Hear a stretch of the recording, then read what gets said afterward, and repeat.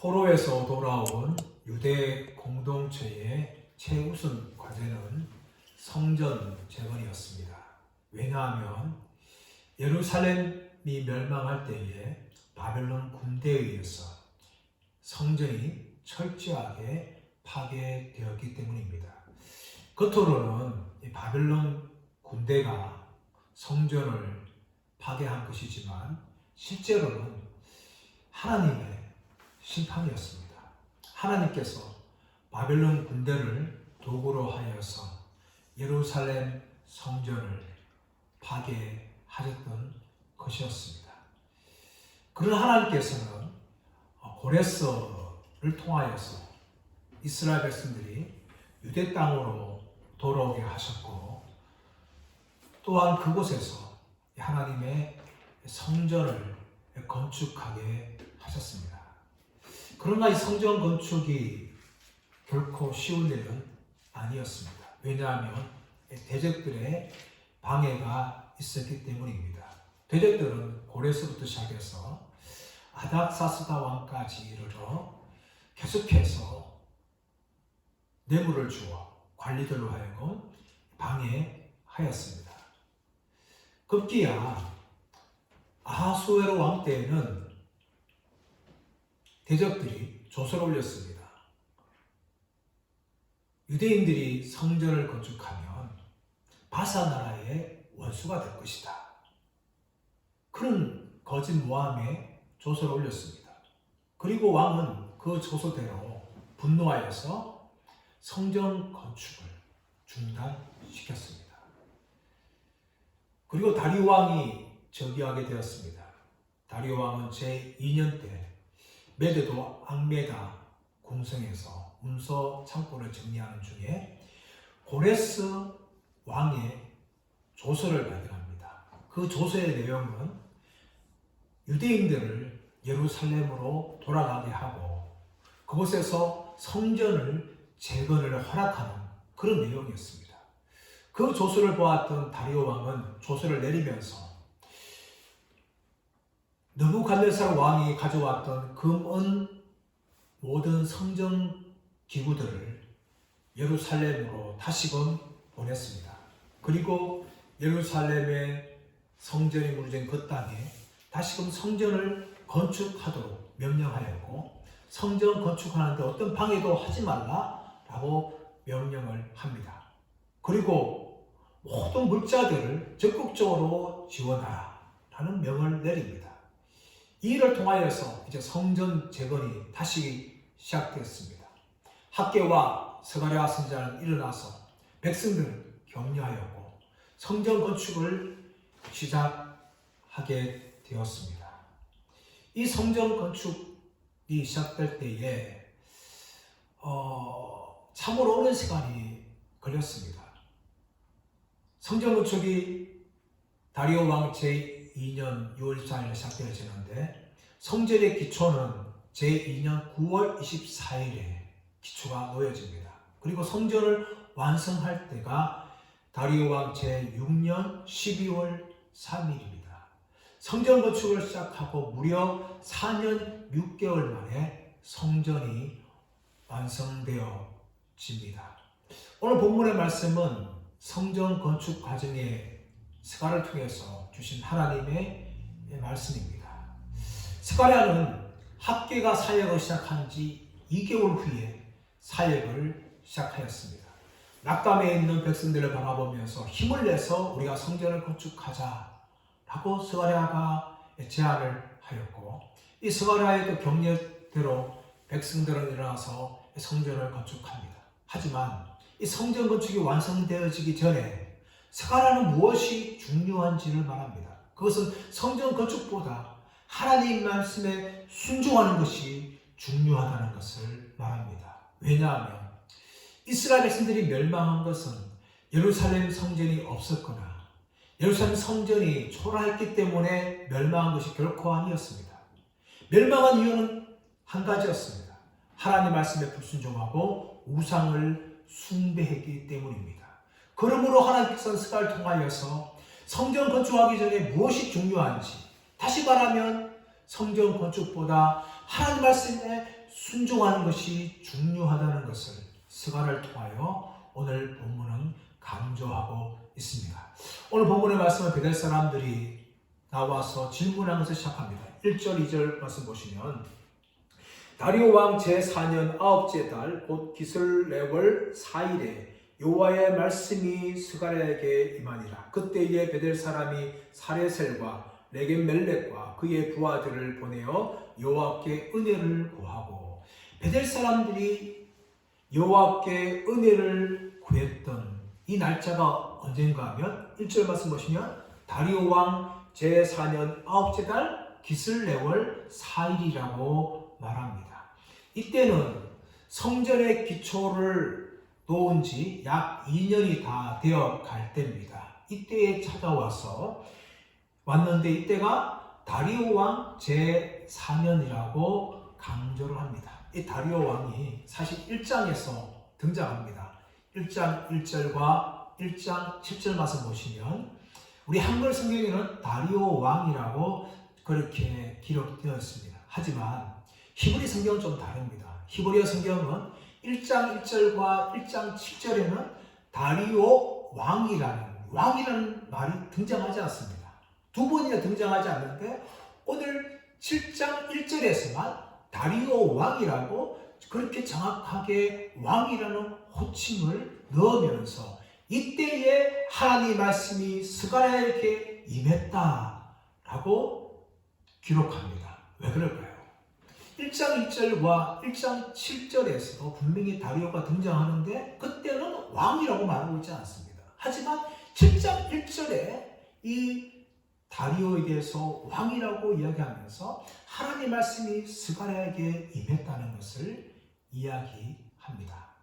이것은 하나님의 왕권이 이방 나라까지 온전하게 이루어진다는 것을 보여주기 위함입니다. 유대인들은 그들의 소원이 무엇입니까? 이제 성전을 건축하고 또 자신들의 나라가 회복되어지면 과거 다윗과 솔로몬이 누렸던 그 영광스러운 그때를 회상하며 그때가 회복되기를 간절히 원하였어요. 하지만 총독 스룹바벨은 그 일을 이루지 못하였습니다. 그런데도 불구하고 하나님께서는 다리오를 향하여서 왕이라고 칭호하심을 통하여 스가랴에게 말씀을 주시는데 이 모든 것은 비록 이방 왕이라 할지라도 하나님의 왕권의 통치 가운데 있고 하나님께서 이 다리오를 사용하신다는 것을 보여주기 위해서 다리오 왕 제4년 기슬레월 4일에 여호와의 말씀이 스가랴에게 임하였다라고 성경은 이야기합니다. 이때 베델 사람들이 찾아와서 여호와께 은혜를 구합니다. 이 여호와께 은혜를 구한다는 표현은 정말 긴박한 위기 가운데 하나님께 찾아와서 도움을 구할 때 사용된 표현입니다. 예를 들어서 출애굽기 32장 말씀 가보시면 이스라엘 백성들이 모세가 시내산 올라왔을 때에 금송아지를 숭배합니다. 그때 하나님이 진노하시죠. 진노하셔서 이스라엘 백성을 다 멸하고 내가 모세를 너를 통해서 새로운 민족을 일으키겠다라고 이야기할 때에 모세가 하나님 나가서 간절하게 기도합니다. 32장 11절 말씀 보시면 여호와여 어찌하여 큰 권능과 강한 손으로 애굽 땅에서 인도하여 내신 주의 백성에게 진노하시나이까 라고 이야기하는데 그 앞에 여호와께 구하여 여호와께 은혜를 구하면서 이스라엘 백성들을 멸망시키지 말라고 이야기합니다. 시편 119편 58절 말씀 보시면 내가 전심으로 여호와께 간구하였사오니 주의 말씀대로 내게 은혜를 베푸소서. 하나님께 은혜를 구한다는 것은 정말 긴박한 상황 가운데 하나님께 간절하게 도움을 구하는 것을 표현하는 내용입니다. 이 베델 사람들은 단지 베델 사람들이 아니에요. 나중에 하나님께서 이 베델뿐만 아니라 온 유다에게 말씀을 볼 때에 이 베델 사람들은 유다 사람들을 대표해서 하나님께 나왔고 또 하나님께 은혜를 구하고 있습니다. 자, 그 내용이 무엇일까요? 3절 말씀 보시면 만군의 여호와의 전에 있는 제사장들과 선지자들에게 물어 이르되 내가 여러 해 동안 행한 대로 5월 중에 울며 근심하리이까. 이들이 제사장들과 선지자들에게 찾아와서 질문하는 거죠. 어떤 질문합니까? 내가 열해 동안 행한 대로 5월 중에 울며 근신하리이까. 운다는 것은 무엇입니까? 자신의 죄를 회개하고 하되 낮아지면서 이야기합니다. 이 근신한다는 이 표현은 무슨 표현인가 하면은 스스로 구별하고 스스로 낮추는 것을 의미합니다. 다시 말하면 울며 근신한다는 표현은 무엇인가 하면 하나님 앞에 금식하고 있는 것을 보여주는 모습입니다. 유대인들은 5월에 금식했다고 이야기합니다. 이 5월이 무슨 날일까요? 바로 성전이 완전히 파괴될 때가 5월이었습니다. 시드기야 왕이 유대의 마지막 왕이었습니다. 제9년 10월달에 바벨론 군대가 예루살렘 성을 포위하였습니다. 포위하였고, 그리고 11년 시드기야 왕 제11년 4월에 이 성벽에 구멍이 뚫려요. 그 구멍 뚫린 사이로 바벨론 군대가 들어옵니다. 들어와서 시드기야의 아들들도 포로 잡고 시드기야 왕도 포로 잡았어요. 그리고 시드기야 왕 앞에 볼 때에 그 아들들을 다 죽입니다. 그리고 시드기야 왕의 눈을 빼서 포로로 바벨론으로 잡아갑니다. 그리고 그 다음 달 5월 달에 아예 바벨론 군대가 성벽을 다 무너뜨립니다. 무너뜨리고 더 나아가서 예루살렘 성전을 철저하게 파괴합니다. 그것이 바로 5월이에요. 그런 민족적인 비극이 일어난 이때에 유대인들은 금식을 생각하면서 금식하였던 것이 바로 5월에 우리가 금식하고 있는데 이것을 우리가 계속 해야 됩니까? 라는 것이 이 베델 사람들의 질문입니다. 이런 질문할 때 시드기야 이 다리오 왕 제4년은요 역사적 날이에요. 왜냐하면 예루살렘이 멸망할 때가 주전 587년입니다. 그런데 다리오 왕 제4년 때가 주전 518년이에요. 이제 70년이 흘렀어요. 70년의 숫자는 무엇입니까? 하나님이 예레미야를 통하여서 유다를 회복해 하시겠다는 약속하는 데가 무엇인가 하면 70년이에요. 그러면 이들은 계산해 보니까 올해가 다리오 왕 4년이고 예레미야를 통해 선포했던 그 70년이 다 참해요. 그런데 지금 유대의 상황은 너무나 어려운 상황입니다. 성전을 건축하지만 대적들의 방해가 여전히 있고 또 그뿐만 아니라 이 백성들의 마음은 낙심된 가운데 있어요. 이렇게 어려운 가운데 있는 상황 속에서 하나님 우리가 어찌해야 됩니까? 분명히 예레미야가 선포했던 그 70년을 찾습니다. 그렇다면 하나님 약속을 믿고 우리가 기뻐하며 금식을 풀어야 되는 겁니까? 아니면 이런 연약한 현실을 보게 되어지니까 아직도 하나님의 심판을 생각하면서 우리가 금식해야 합니까? 이 둘 사이에서 무엇을 결정하지 못한 거죠. 그래서 벤 사람들이 제자들과 선자들이 나와서 하나님의 뜻을 그들이 구합니다. 그래서 하나님께서 스가랴에게 말씀을 주십니다. 4절 5절 말씀 보시면 만군의 여호와의 말씀이 내게 임하여 이르시되 온 땅의 백성과 제사장들에게 이르라. 너희가 70년 동안 5째 달과 7째 달에 금식하고 애통하였거니와 그 금식이 나를 위하여 한 것이다. 하나님께서 무슨 말씀하시는 겁니까? 너희가 70년 동안 5월에도 금식하고 7월에도 금식을 하였다. 이 7월은 무슨 날인가 하면요, 예루살렘이 멸망을 한 후에 이 총독 그달랴가 세워졌어요. 이 총독 그달랴는 그도 유대 사람이기 때문에 유대 민족을 위해서 내가 비록 바벨론 총독이지만 내가 민족을 위해서 일해야겠다. 그렇게 생각 마음 가지고 새로운 공동체를 만들려고 하는데 반 바벨론 파들에 의해서 이 총독 그달랴가 암살을 당합니다. 그래서 그때를 기억하면서 슬퍼하며 금식한 것이 7월 금식이에요. 70년 동안 예루살렘 성전이 파괴되어지고 유대 나라가 망했던 그 5월, 그리고 총독 그달랴가 암살당했던 그 7월, 70년 동안 이들이 빠지지 않고 5월이 되면 7월 되면 그렇게 금식을 하였어요. 근데 하나님이 무슨 말씀을 묻는 겁니까? 네가 한 5월 금식과 7월 금식이 정말 나를 위한 것이냐? 나를 위한 것이냐? 그렇게 하나님이 2번이나 강조하며 질문한 것이죠. 그 말은 무슨 말입니까? 그들이 한 금식은 하나님과 전혀 상관없는 금식이라고 합니다. 하나님 시키신 금식도 아니라는 거예요. 그 금식을 한 이유가 뭐냐? 그것은 바로 유대 나라의 회복을 간절히 가기 때문에 한 그 식을 하나님이 말씀하시는 것입니다. 그것을 위해서 때를 쓰는 거죠. 그런데 그 금식들은 다 나와 상관없는 것이다. 나를 위한 것이냐? 나를 위한 것이냐? 하나님 두 번이나 질문하시면서 그 모든 것들은 나를 위한 것이 아니라 다 너희들을 위해서 한 것이 아니냐? 라고 하나님이 반문하시는 것입니다. 6절 말씀 보시면 너희가 먹고 마실 때에 그것은 너희를 위하여 먹고 너희를 위하여 마시는 것이 아니냐. 먹고 마실 때도 마찬가지. 금식할 때도 유대인 스스로를 위해서 한 것이고 너희가 일상생활하면서 먹고 마실 때도 나를 위한 것이 아니라 너희들만을 위하여 한 것이다. 나와 아무 상관이 없다. 라는 것을 하나님이 말씀하십니다. 그러면 7절 말씀 보시면 예루살렘과 사면성읍에 백성이 평온히 거주하며 남방과 평온의 사람이 거주할 때에 여호와가 옛 선지자를 통하여 외친 말씀이 있지 않느냐 하십니다. 무슨 말입니까? 하나님 평온할 때에 옛 선지자를 통하여서 이 스가랴와 학개 이전에 이사야라든지 예레미야라든지 또 에스겔이라든지 이런 선지자를 통하여서 하나님 주신 말씀이 있다는 거예요. 그 말씀이 무슨 말입니까? 하나님께로 돌아오라.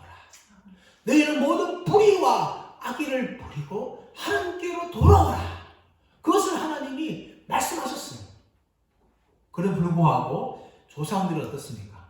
이런 옛 선지자들의 말에 귀를 기울이지 않고 성전 중심으로 열심히 제사하면서 하나님을 기쁘게 한 거예요. 기쁘게 하려고 한 거예요. 그런데 그것은 하나님이 결코 기뻐하는 것이 아니었습니다. 아무리 수많은 제사를 드리고 아무리 수많은 짐승을 바친다 할지라도 이스라엘 백성들의 삶이 하나님 말씀과 전혀 상관없고 또 하나님께 순종하지 않고 우상 숭배하는 그 모습은 결코 하나님이 기뻐하는 모습이 아니라는 것을 말합니다. 그러므로 지금 스가랴 공동체를 향하여서 하나님 무슨 말씀합니까? 너희가 금식이나 의식에 붙잡히지 말고 전심으로 하나님께 돌아와라. 과거의 조상들은 그렇지 않기 때문에 멸망당한 것이다. 그렇다면 너희들은 어떻게 해야 되겠느냐? 조상들처럼 의식에 붙잡히는 것이 아니라 정말 너희 마음에 할례를 하고 정말 하나님 앞에 철저하게 악을 버리고 돌아와서 하나님만 섬기며 말씀에 순종한 삶을 살아야 되지 않겠느냐? 라고 하나님이 지금 도전하시는 것입니다. 사랑하는 여러분, 오늘날 이 스가랴를 통해 주신 말씀은 사실 오늘날 저와 여러분들에게 주신 말씀입니다. 하나님께서 교회인 우리들에게 원하는 것은 무엇이겠습니까? 좀 더 열심히 예배드려라. 좀 더 열심히 기도하라. 좀 더 열심히 교회에서 봉사하라. 물론 중요하지요. 중요합니다. 하지만 여러분, 예배만큼이나 기도만큼이나 봉사만큼이나 중요한 것이 무엇입니까? 성경이 말씀하는 대로 세상 가운데에서 빛과 소금의 역할을 하면서 살아가는 것이 바로 하나님께서 원하시는 것입니다. 세상에서 그리스도는 살아야 되는데 오늘날 많은 성도들은 세상은 그렇지 못하고 교회 안에서 열심히 종교적인 열심을 보입니다. 열심히 예배 참석하고 열심히 기도하고 열심히 봉사하면서 자신이 믿음 좋다는 것을 이야기합니다. 그것은 유대인들도 그렇게 하였습니다. 옛 조상들도 그렇게 하였고 스가랴 당시의 백성들도 그렇게 하였습니다. 그럼 하나님이 무슨 말씀합니까? 그것이 나를 위한 것이냐? 나를 위한 것이냐? 라고 이야기합니다. 오늘날 정말 우리 예배드리는 것도 기도하는 것도 하나님을 위해서 하는 것이라면 하나님 기뻐하는 것입니다. 그렇다면 정말 우리가 그렇게 하고 있습니까? 또 그렇게 열심히 하면 불구하고 세상에서 우리가 어떻게 살아가고 있습니까? 교회에서 신앙이 좋은 사람들이지만 세상에 손가락질 당한다면 그것이 어떻게 하나님께 영광이 되겠습니까? 바로 그것이 바로 옛 조상들에게 주신 하나님의 말씀이었고 스가랴 당시 주신 말씀이었고 오늘날 저와 여러분들에게 주신 말씀입니다. 사랑하는 여러분, 정말 우리가 믿음의 사람들이라면 세상 속에서도 하나님의 백성답게 살아가길 축복합니다. 말씀에 순종하면서 하나님을 경외하면서 세상에서도 하나님을 드러내며 그렇게 살아갈 수 있는 복된 사람들 되시기를 예수님의 이름으로 축원합니다. 이제 이어지는 8절 이하의 말씀 보시면 하나님께서 옛 조상들에게 주신 말씀들이 9절 10절에서 등장합니다. 자, 8절에서 10절 말씀 보시면 여호와의 말씀이 스가랴에게 임하여 이르시되 만군의 여호와가 이같이 말하여 이르시기를 너희는 진실로 재판을 행하며 서로 인애와 긍휼을 베풀며 과부와 고아와 나그네와 궁핍한 자를 압제하지 말며 서로 해하려고 마음에 도모하지 말라 하였으나. 이것은 옛 조상들에게 주신 말씀이에요. 무슨 말씀합니까? 진실한 재판을 행하라는 거죠. 이 진실이라는 것이 히브리 단어 에메트라는 단어입니다.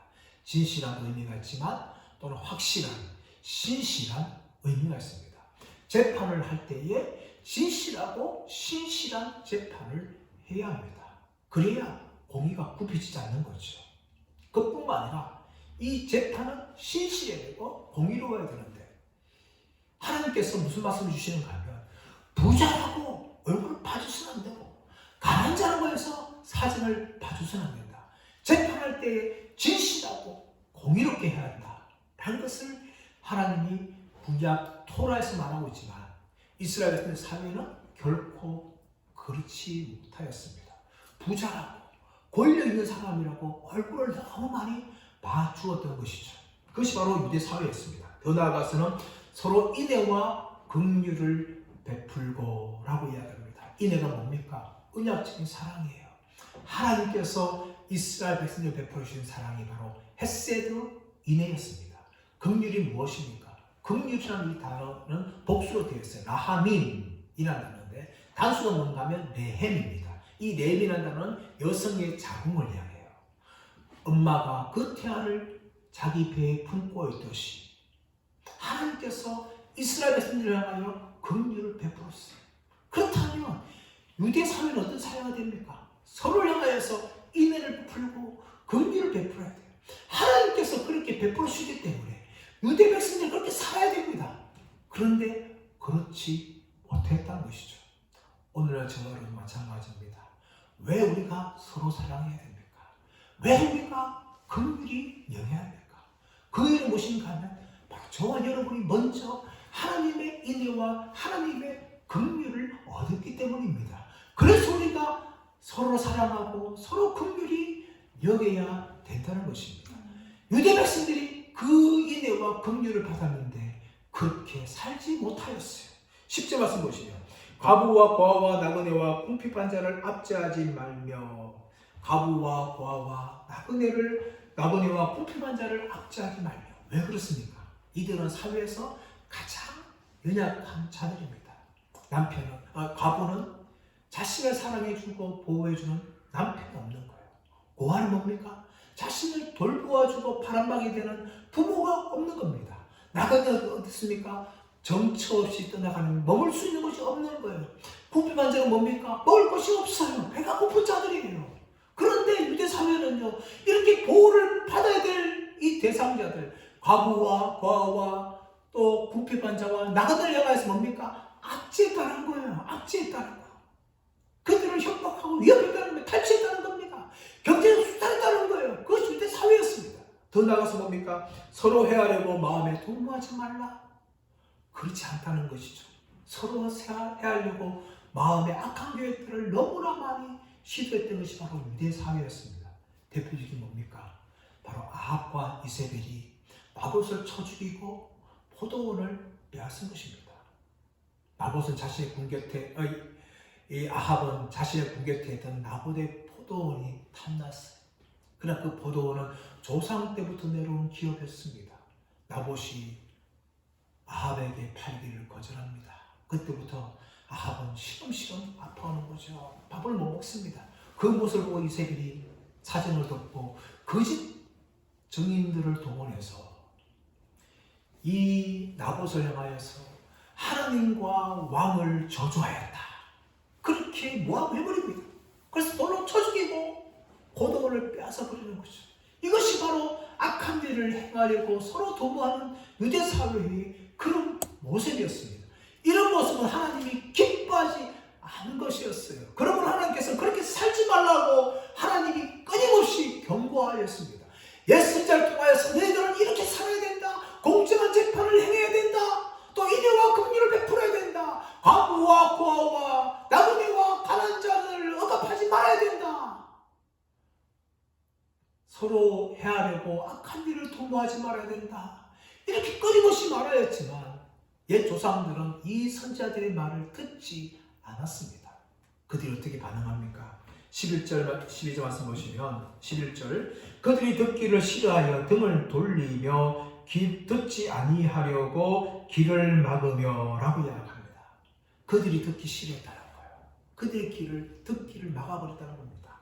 등을 돌렸다는 거예요. 여러분. 이 등을 돌렸다는 것은 고집이 센 모습을 말합니다. 아예 듣지 않으려고 어떻게 합니까? 등을 돌려버리는 거예요. 마치 짐승이 주인의 말을 듣지 않으려고 등을 돌리는 것처럼 유대 조상들은 옛 선자들의 말을 듣지 않으려고 등을 돌려버렸습니다. 그리고 더 나아가서 듣지 아니하려고 길을 막아버린 것이죠.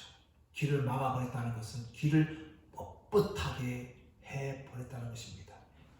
하나님의 말씀을 들으려고 길을 부드럽게 한 것이 아니라 아예 말씀을 듣지 않으려고 길을 뻣뻣하게 한 것입니다. 이것이 바로 유대 백성들의 모습이에요. 그런데 이 모습은 어쩌면 하나님의 심판합니다.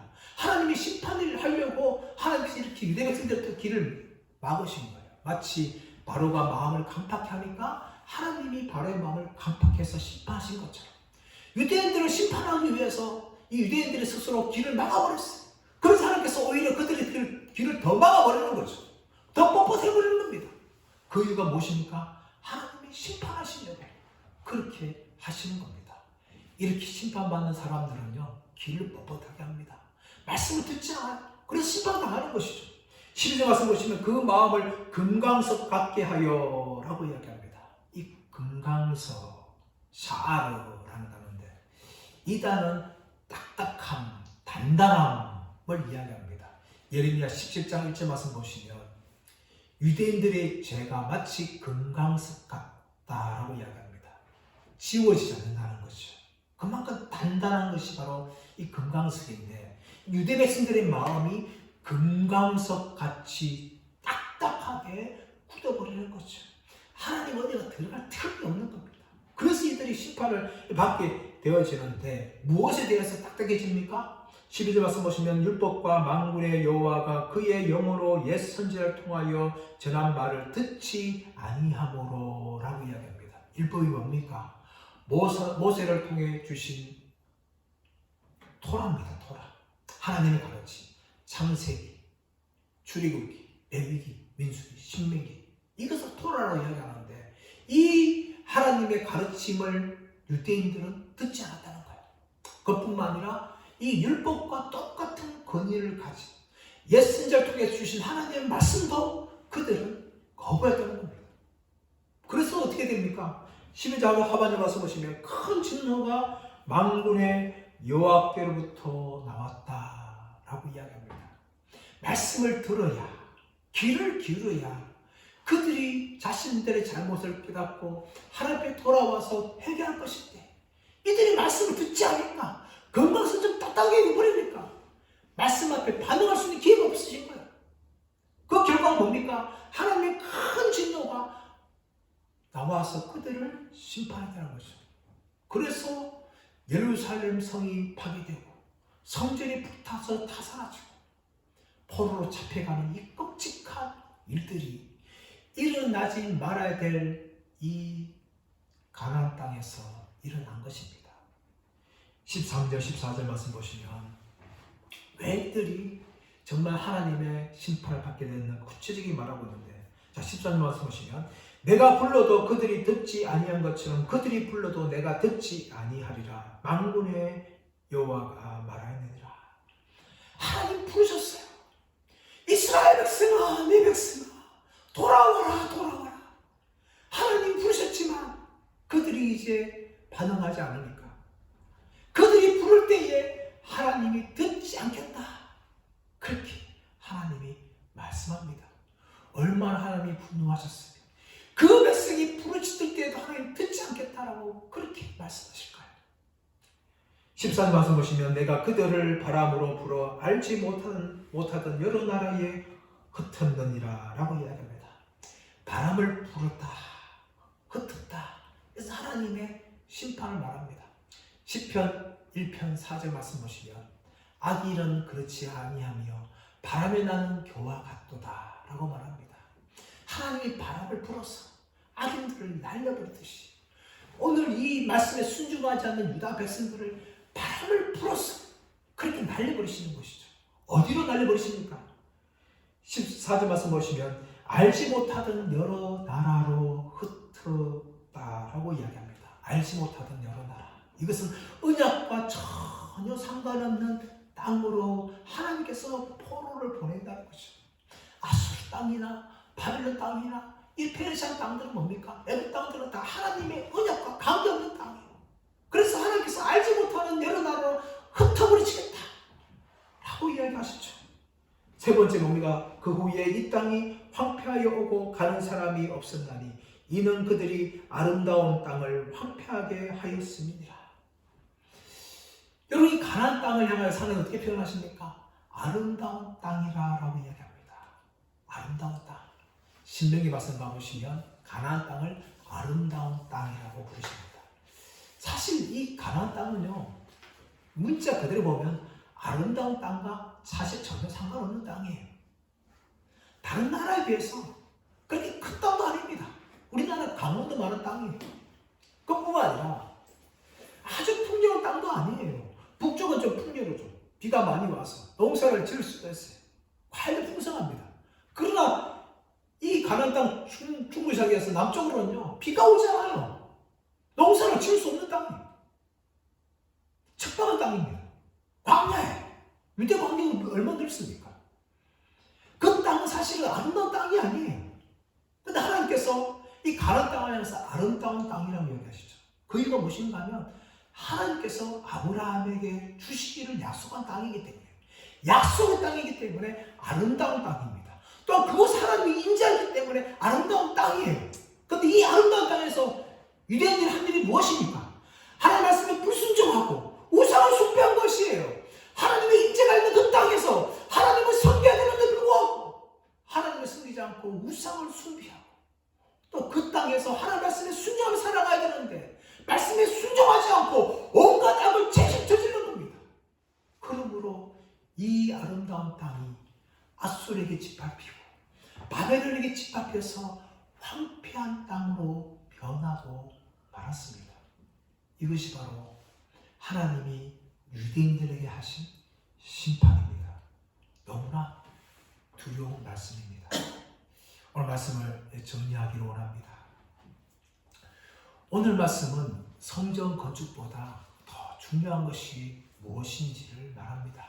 그것은 하나님 우리가 전심으로 사랑하면서 말씀대로 사람들을 사랑하며 살아가는 것입니다. 그것이 바로 올바른 성전 건축입니다. 우리가 구원받은 하나님의 백성이 되었어요. 우리가 성전입니다. 또 이런 성전들이 함께 모여서 예배를 드립니다. 아름답고 올바른 성전을 만들어 가야 하는데, 여러분, 우리는 눈에 보이는 건물보다 정말 성전으로 부름받은 우리 자신들을 성전으로 가꾸어 가는데, 세워가는데 힘써야 될 줄 믿습니다. 그것뿐만 아니라 정말 한국교회 이 믿음의 공동체가 하나님을 정말 사랑하고 하나님을 사랑하는 만큼 세상을 사랑할 수 있는 그런 교회를 이루어 나가야 될 줄 믿습니다. 유대인들은 그 일에 실패하였어요. 종교적으로는 얼마나 열심인지 모릅니다. 수많은 제사를 드렸습니다. 의식을 지켰습니다. 금식을 하였습니다. 절기를 지켰습니다. 그들은 종교적으로 다 모든 걸 하였지만, 그러나 그 안에 하나님을 사랑함이 없었고 또 하나님의 백성답게 살아가는 삶이 없었기 때문에 그들은 하나님의 심판을 받고 말았습니다. 이 두려운 말씀이 바로 저와 여러분들에게 주신 말씀입니다. 저와 여러분도 마찬가지로 우리가 성전으로 부름받았다면 우리의 구원을 합당하게 이루갈 뿐만 아니라 우리가 정말 눈에 보이는 건물을 교회라고 부르면서 믿을 것이 아니라 정말 세상을 향하여 복음을 전하고 그들에게 사랑을 베품을 통해서 하나님의 이 성전을 아름답게 세워가는 그 모든 일에 우리가 힘쓰는 분들 되기를 축복합니다. 그래서 세상 사람들도 우리를 칭찬하고 정말 하나님께서도 우리를 칭찬하는 귀하고 복된 아름다운 올바른 성전 건축에 힘쓰는 저와 여러분 모두가 되시기를 예수님의 이름으로 축원합니다.